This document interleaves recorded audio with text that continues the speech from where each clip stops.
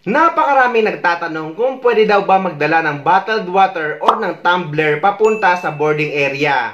Dahil napakamahal daw ng tubig doon kapag doon nyo bibilhin.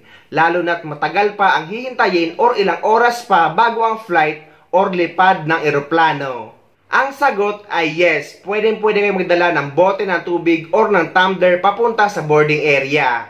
Pero dapat wala itong lamang tubig or kahit anumang likido kapag dadaan kayo sa scanning machine or sa x-ray machine. Dahil kapag meron ay kukumpiskahin nila ito. Dahil anumang bagay na naglalaman ng likido na susobra sa 100 ml, kagaya ng lotion, pabango at tubig at iba pa, ay bawal sa hand carry. Kaya guys, kung may mamahalin kayong pabango na susobra sa 100 ml na nakalagay sa inyong hand carry, ay dapat ilagay nyo ito sa inyong check-in baggage. Dahil kapag sa hand carry ito na lampas sa 100 ml, ay kukumpiskahin nila ito. What? Kagaya ng nangyari sa akin. So, balik tayo sa topic.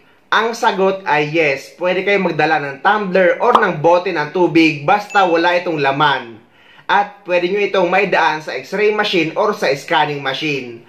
At doon na lang kayo mag-refill sa boarding area dahil pwede kayong mag-refill doon sa mga refilling station na nasa gilid. Dahil napakamahal naman talaga ng tubig doon, lalo na kapag kakain kayo at matagal pa ang hihintay nyo bago ang flight nyo. So sana nasagot ko ang tanong nyo. So ayun guys, sana may nakuha kayong idea at sana nakatulong ang video na ito sa inyo. At sa mga hindi pa dyan nakasubscribe sa channel ko, please don't forget to subscribe my YouTube channel. Please click the notification bell para lagi kayo updated sa mga upcoming videos na gagawin ko tungkol sa mga updates sa ating mga OFW. Mula dito sa Dubai, maraming salamat. See you next time.